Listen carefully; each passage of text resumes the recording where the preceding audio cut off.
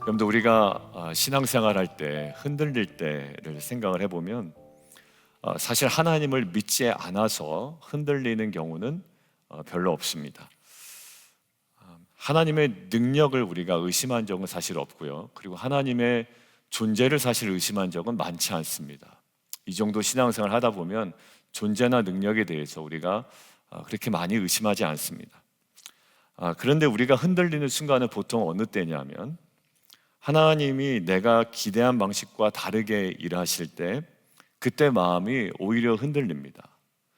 하나님의 살아계심도 알겠고 하나님의 능력도 알겠는데 내가 생각하던 방식과 전혀 다른 방식으로 하나님이 일하시는 것 같고 그냥 내버려 두시는 것 같을 때 우리가 사실 그때 더 마음이 흔들릴 때가 많습니다. 오늘 본문에 나오는 그 침례 요한이요, 바로 그 자리에 서 있습니다. 요한은 하나님을 모르는 사람이 아니었죠. 믿음이 없는 사람이 아니었습니다. 오히려 누구보다도 너무나도 선명하게 메시아를 기다렸고 또 선포했고 준비했던 사람입니다. 그런데 요한이요, 감옥에 갇혀 있는 상태에서 무엇을 들었다고 되어 있습니까? 예수님이 하신 일을 들었다라는 것, 거기에 핵심이 있습니다. 옥에 갇혀 있는데 예수님께서 하신 일을 가만히 들어보니까 질문이 생기는 거예요. 어떤 질문이요? 오늘 본문 3절에 있는 질문입니다. 오실 그이가 당신입니까? 우리가 다른 일을 기다립니까? 믿음이 없어서 나온 질문이 아니라 침례 요한의 기대가 흔들렸기 때문에 나오는 질문이에요. 그러니까 원천적으로 침례 요한은 믿음이 있었던 사람인데 그 믿음 때문에 생긴 질문이 아니라 자신의 기대와는 좀 다른 방식이기 때문에 들었던 질문입니다. 근데 오늘 본문을 자세히 보면 이 흔들림은 요한만의 문제는 아니었다라는 거죠. 예수님을 바라보던 무리도 마찬가지고요, 또 요한을 바라보던 그 사람의 방식들도 그랬습니다. 요한의 방식도 마음에 안 들었고요, 또 예수님의 방식도 마음에 안 들었습니다. 뒤에 보면 오늘 읽었던 본문에 요한이 와서 먹지 않고 마시지도 아니하면 귀신을 들렸다고 그러고요, 그 반대로 먹고 마시니까 또 먹고 마신다고 또 뭐라고 합니다. 그러니까 지금 이거 하면 이것이 이상하다고 그러고 저거 하면 저거 이상하다고 하는 거예요. 예배 좀 드립시다 그래서 예배를 만들어 놨더니 예배가 너무 많습니다 그러고, 예배를 또 없애니까 왜 예배를 또 없앱니까 그러는 거예요. 여러분들 우리 안에 이런 모습들이 있단 말이죠. 여러분들 그리고 피리를 불어도 춤추지 아니하여, 그래서 춤추지 않아서 애곡을 해보니까 또 가슴도 치지 아니합니다. 그러니까 무반응 상태인 거죠. 자, 오늘 말씀 앞에서 단순한 우리의 믿음이 아니라 그 믿음과 기대 사이에 있는 간극을 우리가 한번 좀 조정해보는 시간이 되었으면 좋겠습니다. 다 믿음 있죠. 그러나 그 믿음과 우리의 기대 사이에 우리가 조정해야 되는 그 미세한 지점들을 오늘 본문을 통해서 우리가 함께 좀 나누면 좋겠습니다. 첫 번째인데요, 하나님은 지금도 가장 선한 방식으로 일하고 계시다라는 거예요.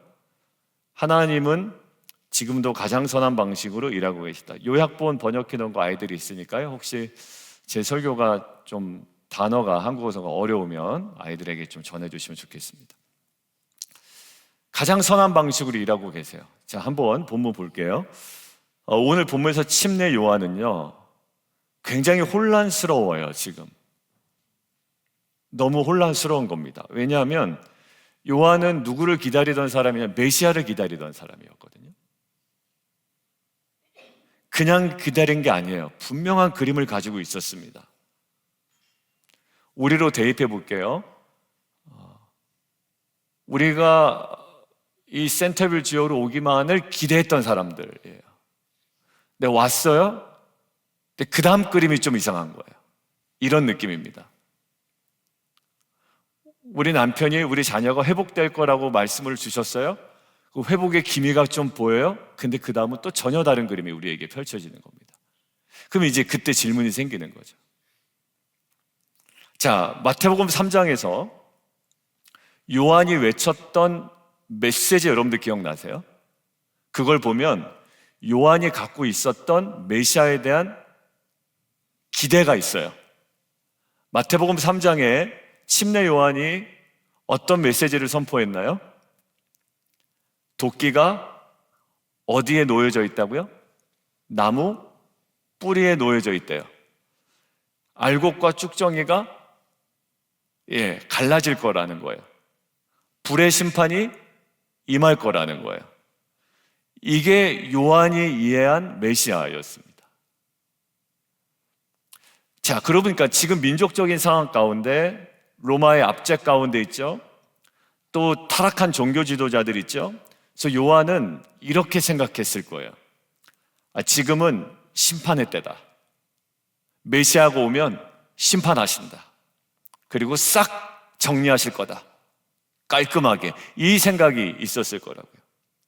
그런데 요한이 감옥에서 들은 소식은 어떤 소식이라고요? 전혀 달랐습니다. 예수님은 심판하지 않고 계셨고요.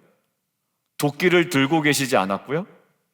오히려 병자를 고치고 계시고 죄인과 식탁에 앉아 계신다는 소리가 들리고 상한 자를 회복시키고 계시다라는 거예요. 요한에게는 이게 너무 혼란스러웠을 겁니다. 마태복음 3장의 침례 요한이 이미지를 가지고 있었던 메시아의 그림과는 전혀 다른 그림이에요. 이건 로마를 정리하고 심판하고 도끼를 들고 나무 뿌리를 찍어버리는 그런 모습이 아니라 오히려 병자들을 고치고 있죠.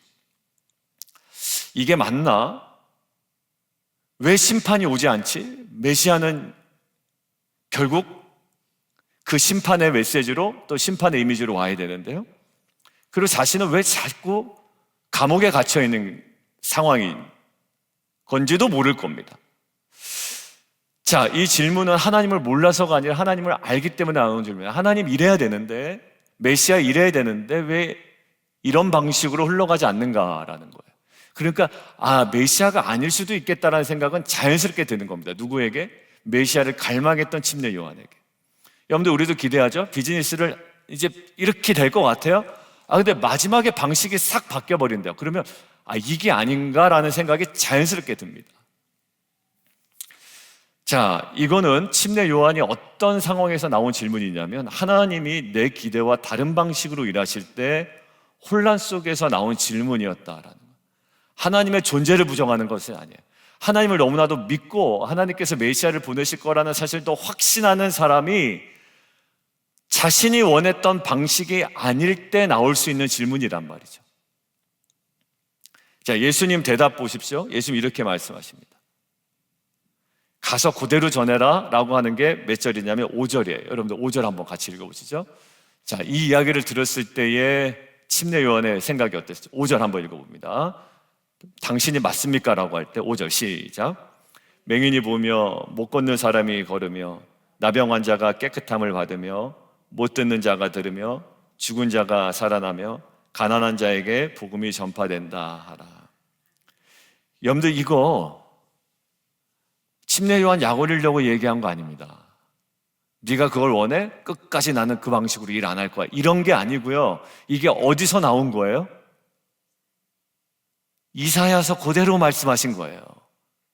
이사야서에 뭐가 있는데요? 메시아가 어떤 분인지를 알려주신 본문이거든요. 이미 기록된 메시아의 사역을 이야기하시고 이것이 어디에 근거한 사역인지를 침례 요한으로 하여금 깨닫게 하신 거죠. 여러분, 문제는 뭐냐면 침례 요한이 틀린 성경을 붙들고 있었던 게 아닙니다. 성경의 순서를 다르게 이해하고 있었기 때문이에요. 여러분들 이사야서의 심판에 대한 메시지가 있을까요? 있어요. 메시아가 오면 심판한다라는 메시지가 있습니다. 근데 그것만을 붙들고 있었던 거예요. 그리고 그 말씀이 지금 상황과 너무 맞기 때문에 예수님 오시면, 메시아 오시면 모든 것들을 심판하고 정리하실 거라고 생각이 들었습니다. 근데 주님 오시는데 막 사람들 치유하고 다니시고 긍휼히 여기시고 회복시키시고 이런 일만 하신단 말이에요. 심판은 틀린 게 아니라요, 시기가 그때가 아니었어요. 심판주로 오실 때는 언젠가요? 재림 때입니다. 재림 때 오시는 이미지를 초림 때 기대하고 있었던 거예요. 그러니까 침례 요한은 불편한 거죠. 그래서 예수님이 이렇게 얘기하시는 겁니다. 자, 6절. 그러면 이해가 가실 거예요. 6절. 같이 한번 읽어볼까요? 시작. 오케이. 이거를 여러분들 언어로 한번 바꿔보실래요? 6절을 뭘로 바꾸실 수 있어요? 예수님이 지금 하시는 사역과 너희가 기대하는 그 기대와의 차이로 인하여 실족하지 않는 자가 복이 있다라는 거예요. 너희 비즈니스를 향한 내 계획이 있지. 근데 너 기대와 다르다고 실족하지 않았으면 좋겠다라는 거예요. 너 센터빌 지역으로 와서 니네가 막 기대하고 꿈꾸던 거 있지. 그런데 그 기대와 하나님이 행하시는 일과의 차이로 인하여 실족하지 않았으면 좋겠다라는 거예요. 너 가정을 향한, 자녀를 향한 너희 기대가 있지. 그런데 하나님이 행하시는 일을 보면 답답하지, 힘들지. 그런데 그 차이로 인하여 실족하지 않았으면 좋겠다. 이 말씀 하시는 거예요. 내가 하고 있는 이 사역이 내 기대와 다를지라도 이것이 틀린 사역이라고 여기지 말아라. 이 사역 때문에 나를 놓치지 말아라 이야기합니다. 여러분들, 우리 신앙에도 이런 순간이 참 많습니다. 하나님께서 지금 정확하게 일하고 계시거든요. 그런데 우리가 기대한 방식과 다르다는 이유로 마음이 흔들릴 때가 한두 번이 아니에요. 여러분들, 우리 잘 보세요. 하나님이 철저하게 우리를 낮추시려고 할 때가 있어요. 작정하시고요. 저한테도 그렇고 우리 모두에게도 그렇습니다. 하나님께서 작정하시고 우리를 낮추실 때가 있거든요. 근데 그때 그 방식에 우리가 실족해 버릴 수가 있어요. 근데 하나님이 저와 여러분을 낮추실 때는 목적이 있는 거거든요. 근데 그 방식이 너무 싫은 거예요. 너무 창피한 거예요. 그래서 우리가 하나님이 나를 통하여 일하고 계시는 그 순간에 우리는 뭐합니까? 오히려 실족할 때가 있단 말이에요. 하나님이 때로는 나를 광야로 데려갔을 때가 있습니다. 그러니까 하나님의 일하시는 방식에. 근데 나는 광야로 가기가 싫죠. 그 차이 때문에 우리가 오히려 실족할 수 있단 말이에요. 무엇 때문에? 오히려 하나님이 제대로 일하고 계신데 나의 기대와 틀리다는 이유로 우리가 실족할 가능성이 있단 말입니다. 우리는 오늘 새벽 아침에 좀 질문을 해봐야 될 것 같습니다. 하나님이 일하고 계시지 않은가라는 질문이 아니라 하나님이 지금 어떤 일을 하고 계신가라는 질문을 오늘 던져봐야 되는 거죠. 왜 나와 다르지? 라는 데서 자꾸 맴도는 거예요. 그러니까 신앙생활 오래 해도요, 항상 똑같은 질문만 반복하다가 끝나는 경우도 있더라고요. 모르겠어 도대체 라는 거예요. 몰라요. 하나님의 섭리를 쉽게 알 수 있는 건 아닌 것 같습니다. 그런데요, 이때 하나님이 무엇을 의도하고 계셨는지를 우리가 알아가는 과정들은 매우 소중한 거예요. 그래서 하나님이 정확하게 일하고 계신데 내가 불편하다는 이유로 내가 냉소적으로 변하거나 내가 실족해버리면 안 된단 말입니다. 여러분들, 시행을 살다 보면 그 한 끗 차이로 딱 냉소적인 태도로 변하는 모습을 볼 수가 있습니다. 왜요? 내 기분에 싹 마음에 안 들거든요. 내 마음에 안 들어. 저 사람의 방식, 심지어 하나님이 일하시는 방식 전혀 마음에 안 드는 겁니다. 그런데 우리의 질문은 뭐죠? 그때 하나님이 어떤 일을 하고 계신가를 우리는 주목해야 됩니다. 여러분들, 하나님의 방식 때문에 우리가 실족하지 않았으면 좋겠습니다. 저와 여러분을 높이시기도 하지만 낮추실 때도 있거든요. 그리고 우리를 영향력 있게 하실 수도 있지만 우리의 민낯을 보게 하실 수도 있거든요. 근데 민낯을 보게 하실 때 어떻게 하냐면 하나님께서 그 사람의 민낯을 드러나실 때 오히려 더 흥분하는 경우가 있습니다. 더 분노하고, 아니 내 영향을 한번 드러내 보이겠어. 여러분들, 그때 참 힘들어. 서로 간에 힘든 거예요. 하나님과 그 사람과의 관계도 힘들고요, 그 사람이 왜 그러지 하는 그 모습을 바라보는 옆 사람도 힘든 겁니다. 하나님의 시간은 지금 이 시간이 아닌 것 같은데 오히려 하나님의 방식과는 다른 방식으로 내가 고집 피울 때가 있습니다. 여러분들, 저도 그렇고 여러분도 그렇고 저와 여러분이 기대하는 방식은 아닐지라도 지금도 선하게 일하고 계신 주님을 좀 깊이 신뢰할 수 있는 그 믿음이 새로워지기를 원합니다. 그리고 하나님으로 인해, 하나님의 일하시는 방식으로 인해 실족하지 않는 공동체가 되었으면 좋겠습니다. 저 여러분 가운데 지금 이해되지 않는 상황 속에 일하고 계신 하나님의 그 방식, 그것으로 실족하지 않았으면 좋겠어요. 사역자들이 이제 제 이야기를 듣고 실족할 수도 있어요.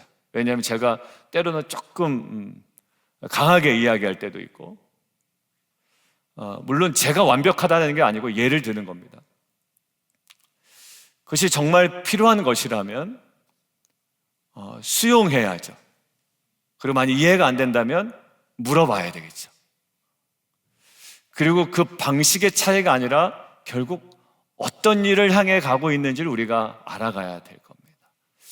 저 여러분 가운데 우리가 고집했던 그 방식에서 이제는 하나님이 일하시는 방식을 좀 내다볼 줄 아는, 수용할 줄 아는 저 여러분 되기를 주님의 이름으로 축원합니다. 그러니까 갈수록 담임 목사는 똥꼬집이 생기고, 리더들은 더욱 자신의 영향력을 구축하려고 하고, 성도들은 성도들 나름대로의 어떤 그 방식의 주장이 나오잖아요. 피스메이커 기억하시죠? 어디서 다 무너진다고요? 방식에서 다 무너진다는 거예요. 관심사는 다 비슷비슷한데 방식의 차이에서 다 갈등이 생긴다고 이야기했습니다. 하나님의 방식에 온전히 올인하고 집중하고 하나님을 영화롭게 하는 귀한 공동체 되기를 주님의 이름으로 축원합니다. 두 번째요, 하나님 나라는 기존 질서를 흔들며 다가옵니다. 요한에 대해서 아주 빠르게 정리해 주시는데요, 먼저 이렇게 물으십니다. 너희가 무엇을 한번 성경 보고 쭉 제가 설명드릴게요. 오늘 좀 재밌는 표현이에요. 예수님께서 이렇게 물어보십니다. 야, 너희 뭘 보려고 광야에 나갔어? 이렇게 물어보시는 거예요. 바람에 흔들리는 갈대 보려고 나간 거예요 혹시? 이렇게 물어보세요. 근데 예수님의 뉘앙스는 뭐냐면 아니잖아. 바람에 흔들리는 갈대 보려고 나간 거 아니잖아. 그걸 보려고 굳이 광야까지 니네가 나갈 필요가 있겠니? 이런 거예요. 여러분들, 바람에 흔들리는 갈대라는 그 이미지는 그 당시 사람들에게 무엇으로 인식되었을까요? 그게 중요하죠. 그 당시 사람한테 이 표현이 무엇으로 인식되는가가 중요하잖아요. 무엇으로요? 아주 평범한 사람이고요, 상황에 따라 흔들리는 사람이고요, 여론에 호도되는 사람이고요, 압력 앞에서 말 달라지는 사람이에요. 그러니까 이런 거예요. 니네가 광야에 나가서 그 세상의 압력 앞에 굴하고 이리저리 왔다 갔다 한 사람 보려고 나갔던 거야? 그건 아니잖아.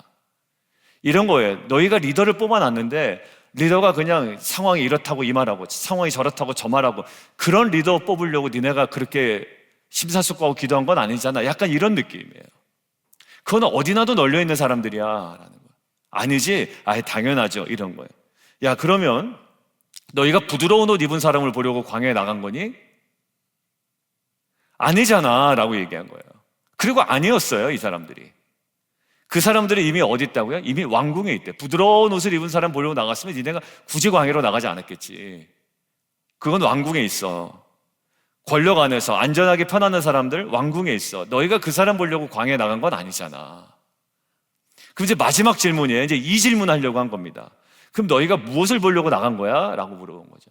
선지자야? 맞거든요. 선지자 보려고 나갔어요. 맞아, 너희가 선지자 보려고 나간 거야. 근데 예수님 거기서 멈추지 않으시죠? 내가 이제 말한다. 침례 요한 선지자보다 더 나은 자야 라는 거예요. 여러분들, 이 말은요, 요한이 다른 선지자들보다 인격적으로 더 위대하다는 말은 아니에요. 무슨 말이냐면 요한이 맡은 시대적인 역할이 완전히 달라졌다는 얘기입니다. 여러분들, 하나님께서 새로운 시대적 포문을 여셨다고 얘기했죠. 주중 새벽 설교 때. 하나님 나라는요, 기존의 질서와는 전혀 다른 질서예요. 그러니까 새 수를 헌부대 담아낼 수가 없는 거예요. 틀어지기 때문에. 새 옷에다가 이상한 것을 기울 수가 없는 겁니다. 그러니까 완전의 체제의 새로운 전환이에요. 지금 침례 요한은 뭐를 얘기하냐면 이 시대적 역할이 완전히 달라졌다는 거예요. 침례 요한의 인격을 얘기한 게 아니라 그전과는 전혀 다른 거다. 뭐를 연 사람이래요? 하나님 나라의 문을 딱 열고 나온 사람이라는 거예요. 기존에는 말씀만 있었어요. 예언만 있었어요. 그런데 침례 요한의 시대 때부터 새롭게 열려요. 그러고 나서 보니까 예전보다는 제일 위대한 사람이고요, 하나님 나라 관점에서는 침례 요한보다 더 나은 사람들이 수두룩 빽빽하게 나올 거라는 거예요. 딱 그 분기점에 있는 사람입니다. 예전에 비하면 굉장히 위대한 선지자고요. 왜? 새로운 시대를 열었다는 측면에서, 앞으로 측면에서는 보면은 더 침례 요한보다 더 나은 사람이 더 많이 나올 거래요. 저와 여러분이 바로 그런 무리들이거든요. 자, 침례 요한이 그런 사람이에요. 그러면서 뭐라고 얘기하냐면 우리가 잘 알고 오해하는 것들. 자, 12절이에요. 한번 읽어보죠. 침례 요한의 때부터 시작. 침례 요한의 때부터 지금까지 천국은 침노를 당하나니 침노하는 자는 빼앗느니라. 자, 침례 요한의 때부터입니다. 뭐 창세기 때부터가 아니라 침례 요한의 때부터 지금까지 천국은 침노를 당하나니 침노하는 자는 빼앗는다. 여러분들, 하나님 나라가 약해졌다는 의미인가요? 공격받는다 이런 말일까요? 그렇지 않아요. 그 반대입니다. 하나님 나라가 실제로 밀고 들어오기 시작했다라는 거예요. 침례 요한의 때부터 이제 하나님 나라가 밀고 들어오기 시작했다. 그런데 이전에는 하나님 나라를 말로만 기다렸다면 이제는 하나님 나라가 사람의 삶을 막 흔들기 시작한다는 겁니다. 여러분들, 예수님 믿기 전에는 여러분들이 선과 악에 대해서 구분이 있었지만 막 자그마한 거에 막 스트레스 받진 않았거든요. 이제는 심지어요, 사소한 거 하나만 해도 내 삶을 흔들게 됩니다. 왜요? 전혀 다르거든요. 여러분들, 새벽에 나오건 안 나오건, 예배를 드리건 안 나오건, 예전에 그것은 내 삶의 질서를 흔들질 않았어요. 내가 직장을 우선시하건 내 비즈니스를 내가 최우선에 두건 아무 내 삶의 질서를 흔들지 않았다고요. 자녀 교육을 할 때 막 입히고 먹이고 가르치고 하는 데는 집중했지만 신앙교육 시키지 않는 거에 대해서는 여러분들 내가 갈등조차 하지 않았단 말이에요. 근데 하나님 나라가 이제 막 침범에 들어오잖아요. 이제 우리의 삶을 흔들어요. 여러분들, 결국 뭐냐면 이때부터는요, 뭐냐면 미지근하게 반응할 수 없다라는 얘기예요. 구경만 할 수 없어요. 그냥 하나님 나라가 이런 나라다라고 평가하는 자리에 있는 자리가 아니에요. 하나님 나라가 임하면 두 부류로 딱 갈라진다라는 거죠. 자기 삶의 주도권을 내려놓고 하나님 나라에 자신을 던지는 사람이 있고, 하나는 기존의 자신 질서를 지키기 위하여 하나님 나라를 밀어내는 사람이 있다라는 거예요. 결국 어때요? 침노하는 자가 나의 질서를 내려놓고 하나님 나라에 온전히 내 삶을 내어드리는 자가 있고요, 내 기존의 질서 건드리지 말라는 얘기죠. 우리 지난주 토요일 날에도 이야기했죠. 내 질서는 내가 고수하겠어 라는 거예요. 그때는 하나님 나라가 내 안에 계속 밀려나게 됩니다. 여러분들, 그래서 요한이 어떻게 돼요? 감옥에 갇혔죠. 예수님이 오해받으셨죠. 제자들은 박해를 받습니다. 왜요? 하나님 나라가 강하게 들어오기 때문에 충돌벌이, 이 땅의 나라와 하나님 나라의 충돌이 벌어지게 됩니다. 여러분들, 똑같은 일이 벌어져요. 하나님 나라가 임하면요, 실제로 우리 시간 사용을 건드립니다. 저 여러분의 시간 사용을 그냥 두질 않아요. 뭔가 마음에 찔림도 있고요, 내가 이것들을 이게 맞다라고 주장할 수 없는 나의 현실을 보게 합니다. 그러니까 내가 못할지라도 내가 못하고 있는 이 상황이 이게 맞는 거라고 최소한 입을 크게 열어 주장은 못하게 된다. 왜? 시간 사용에 관해서 계속 하나님의 나라의 질서가 건드려요. 헌금도 마찬가지죠. 재정 사용에 관해서도 계속 하나님 나라의 어떤 그 법칙과 통치하심이 들어와요. 계속 건드려요. 옛날엔 사람들에게 돈 많이 벌어야 된다고 강조했거든요. 근데 그 말을 차마 할 수가 없는 거예요, 교회 안에서. 이제는 노후 대책을 해야 되죠. 그러나 지금은 그거보다 더 중요한 것이 있다는 걸 알기 때문에 노후 대책을 하지 말라는 것이 아니라 더 중요한 것을 우리는 얘기할 수밖에 없는 상황이 되어버린단 말이에요. 그리고 우리의 우선순위를 건드리고 우리의 관계를 건드리고 우리의 안정감을 건드려요. 그러니까 결국 하나님 나라는 중간지대가 없게끔 우리를 만들어버린단 말이에요. 사도 바울이 이것들을 잘 보여준다고 생각합니다. 그의 삶 자체가 완전히 방향을 바꾼 사람이거든요. 사도 바울에게서 하나님 나라는 그냥 취미가 아니었습니다. 요즘은 신학자들과 목회자들과 심지어 이제 성도님들 이렇게 할 때 막 하나님 나라에 대해서 막 낭만적으로 얘기를 합니다. 정의롭게 얘기해요. 하나님 나라 이런 거 아닙니까? 이래 되는 거 아닙니까? 죽어서 가는 게 아니라 이 땅 가운데 펼쳐지는 이런 거 아닙니까? 라고 하지만 사실 하나님 나라는 우리가 이렇게 정의하고 우리가 이상적으로 그려놨다고 해서 중요한 것이 아니라 그 하나님 나라가 결국 나를 건드리는 거거든요. 여기에 반응하지 못하고 우리가 이상적인 어떤 그림이 하나님 나라다라고 이야기하는 것은 그냥 정말로 담론에 불과한 거예요. 여러분, 하나님 나라는 그의 인생을 침노했습니다. 다가왔어요. 그리고 사도 바울조차도 하나님 나라를 향하여 달려갔단 말이죠. 그래서 어떻게 감옥도 갑니다. 돌에 맞기도 합니다. 그래도 괜찮다고 하는 거예요. 손해도 봐요. 근데 바울은 그것을 실패라고 여기지 않는단 말이에요. 뭐예요? 하나님 나라를 침노해서 들어갔던 자이기 때문에 그렇습니다. 그 통치 안으로 들어갔던 자리예요. 그게 아니라고 얘기할 수 있을 만큼의 삶으로 들어갔던 자들이기 때문에 그렇습니다. 여러분들, 저와 여러분의 선택 가운데 천국은 침노하는 자의 것이라는 그 선택이 저와 여러분에게 있기를 원합니다. 그냥 입을 크게 열라는 어떤 그런 세상적인 것과 결부된 메시지로 전하는 목회자들을 많이 봤어요. 하나님 나라는 침노하는 자니까 욕심을 좀 부려라, 이런. 여러분들, 욕심을 부리라는 게 아니라 하나님 나라 통치 가운데 들어가라는 거예요. 이것은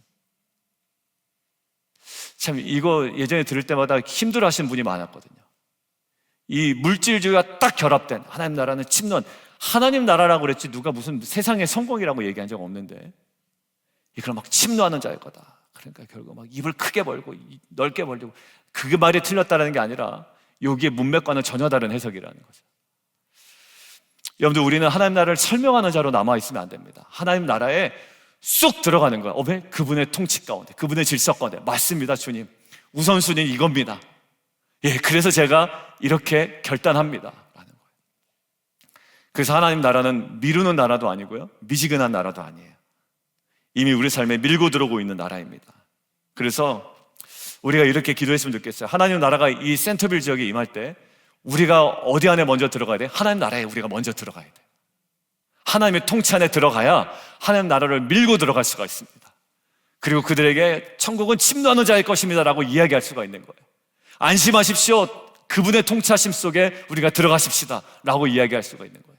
나는 내가 스스로 챙길 거 다 챙기고, 담임 목사는 내 욕심 다 챙기고, 리더들은 자기 영향력 다 챙기고, 이러면서 하나님 나라에 들어갑시다 할 수가 없는 거란 말이에요. 내가 세상에선 돈 버는 걸 우선순위로 최고치로 여기다가 교회에 와서 아무리 거룩하게 기도한다고 해서 그거는 아무런 영향력이 없는 겁니다. 어디요?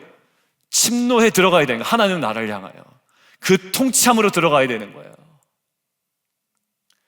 여러분들, 들어가야죠. 저도 이제 들어간다고 그랬더니 우리 남성 직위 모임 할 때 그러더라고요. 아, 목사님 뭐 가가오 방문, 제가 이제 이단처럼 가가오 방문한다는 건 아니었고요. 그런데 그게 현실적으로 가능할까 그렇게 생각을 했다라는 거예요. 근데 이제 그게 이제 믿음이 없었구나라는 생각이 들고 얘기하시길래 제가 뭐라고 얘기했냐면, 집사님, 제가 이단처럼 그렇게 할 건 아니고요, 또 제가 뭐 띵동 누르고 저 빛과세운교회 목사입니다 이럴 건 아니에요.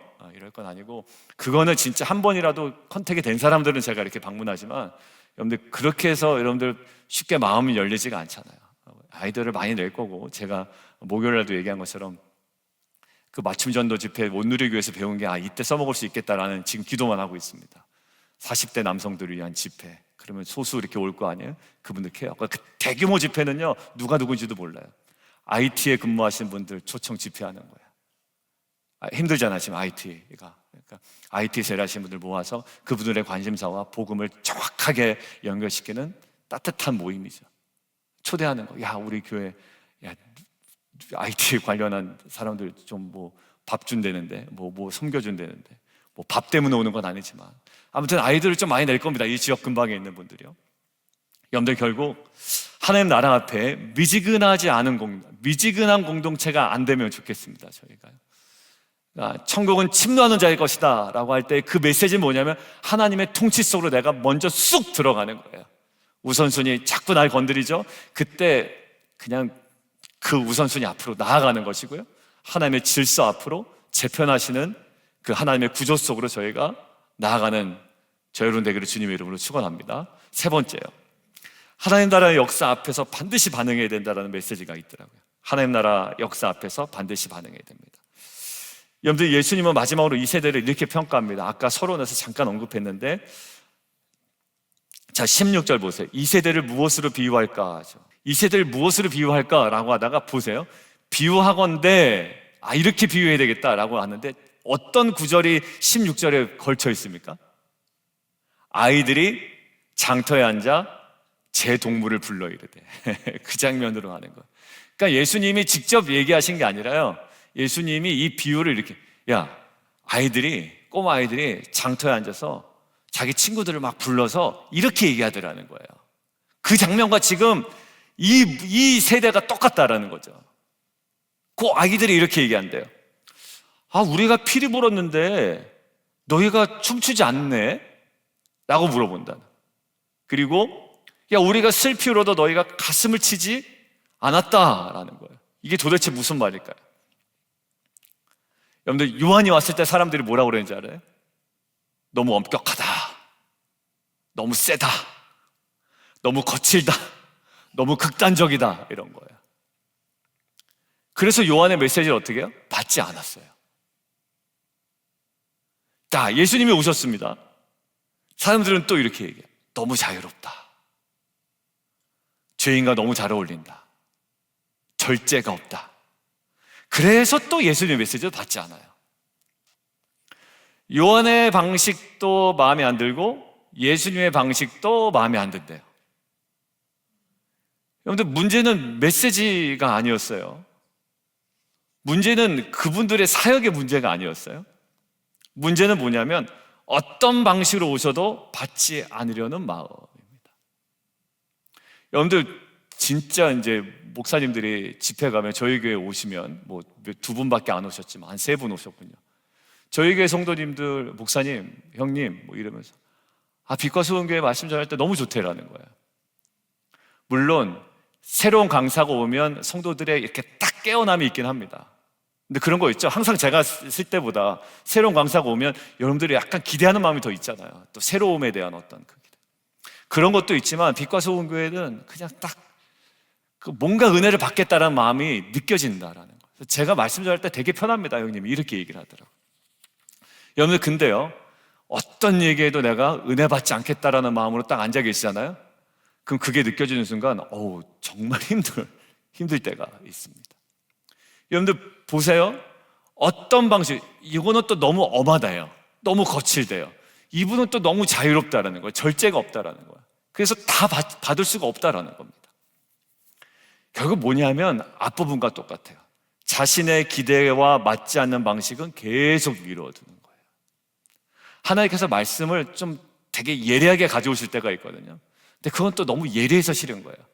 근데 또 이렇게 막 하나님께서 축복하겠다 이렇게 메시지 주잖아요. 그럼 또 나는 그런 기복신앙 싫다, 또 이러는 거예요. 그러니까 이게 찔러도 안 되고 많이 준다고 해도 안 되고 이게 어느 장단인지를 모르겠는 거예요. 결국 뭐냐면 하나님께서는 그때그때마다 우리에게 메시지를 주십니다. 근데 문제는 뭐냐면 아무것도 얻지 못합니다. 뭐만 남아요?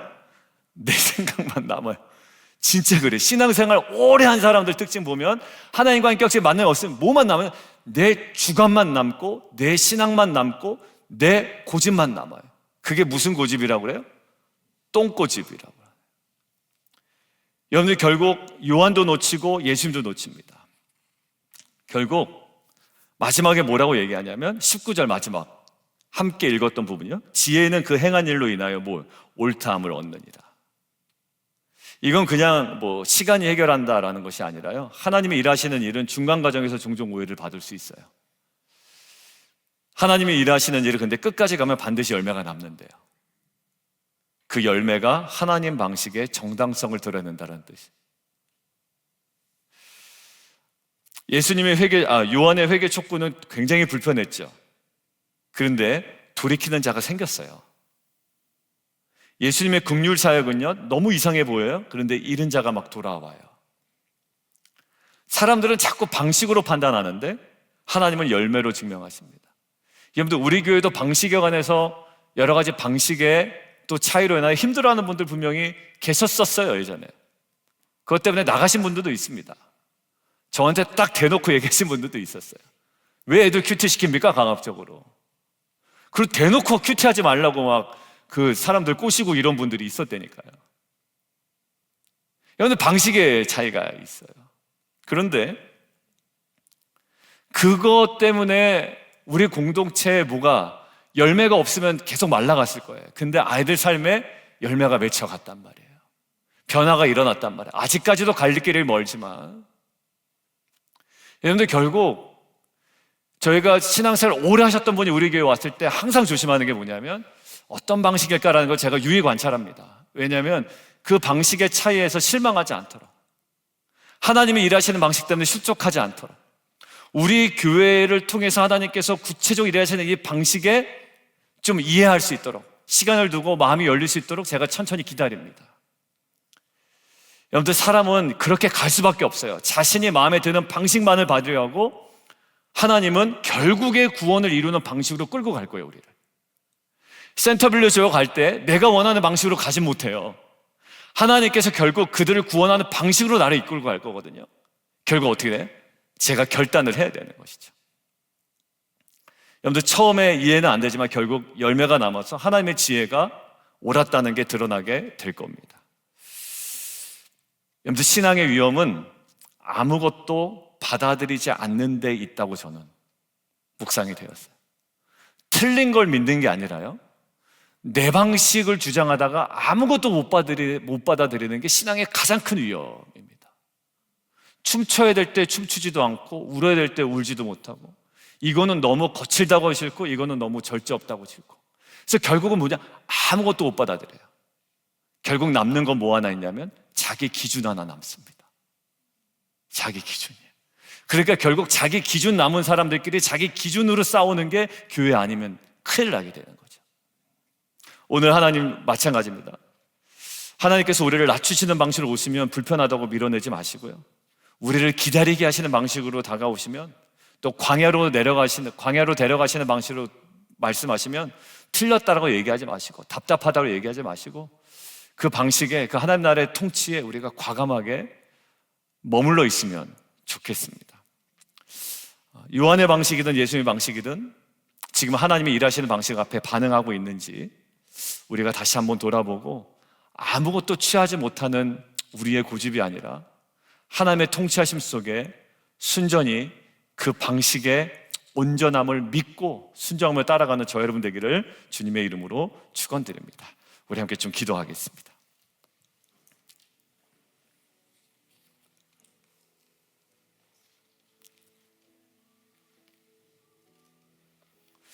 여러분들, 오늘 말씀이 사실 불편해요. 저도 불편하더라고요. 어느 부분에서는 참 너무 좋은데 어느 부분은 불편해. 근데 불편하다고 우리가 또 밀어낼 건 아니잖아요. 그러니까 센터빌에 가서 또 이게 내 방식이 아닐 수도 있겠구나 준비하는 거죠. 하나님께서 우리를 보내셨으면 이렇게 촥촥촥 막 사람들도 밀려오고, 근데 그냥 밀려올 수 없어요. 내가 원하는 방식으로 교회가 운영되면 뭔가 교회가 잘 될 것 같아요. 근데 그렇게 되진 않아요. 그렇게 되진 않더라고요. 그래서 요즘에 이제 그 한국에 있는 그 목사님 때문에 막 여러 가지 토론이 많이 벌어지는데요, 그러니까 원로 목사는 빨리 교회를 떠나야 된다, 뭐 이런 얘기가 많습니다. 왜냐하면 그 방식을 계속 교회에다 요구해요. 리더는 바뀌었는데요, 그 방식을 계속 요구하는 거예요. 이게 아니겠다 싶은 거죠, 저도. 그래서 미국 감리교에서는요 1년 동안 교회 출석 못하게 한다는 거예요. 원로 목사든 은퇴 목사든. 그리고 아예 와서 뭘 하더라도 그 다음 담임 목사의 철저한 지도 아래 이제는 오히려 그렇게 이끌어간다는 거예요. 여러분들, 사람의 방식이 그렇게 무섭습니다. 아무것도 아닌데 자기가 교회 키웠다고 얘기합니다. 여러분들, 그게 녹취로 나와 있어요. 내가 교회를 키웠대요. 근데 우리는 봤잖아요. 고린도후서에서 우리는 심고 아볼로는 물을 주었고, 자라게 하신 분 누구래요? 하나님께서 하셨다고. 여러분들, 그 마음이 불쑥불쑥 들잖아요. 그거 진짜 사탄 마귀가 얘기하는 겁니다. 내가 키웠고 내가 해냈다는. 여러분들, 그래서 그 방식을 놓지 못하는 것 같아요. 오늘 이렇게 좀 기도할까요? 하나님, 지금도 하나님은 가장 선한 방식으로 일하고 계시는데 내가 성공했던 그 방식을 끝까지 주장하다가 하나님 원망하는 영혼이 아니라, 이제 하나님 정말 하나님의 방식 이외에 하나님이 일하시는 이 속도와 이 역사 앞에 더 단단히 서는 공동체와 성도 되게 하여 주옵소서. 그리고 특별히 모든 리더십 되게 하여 주옵소서. 모든 지기들 되게 하시고 팀장들 되게 하시고 깨어있는 공동체 되게 도와주시옵소서. 우리 주님 이름 한 번 부르고 함께 기도합니다. 주여, 살아계신 하나님,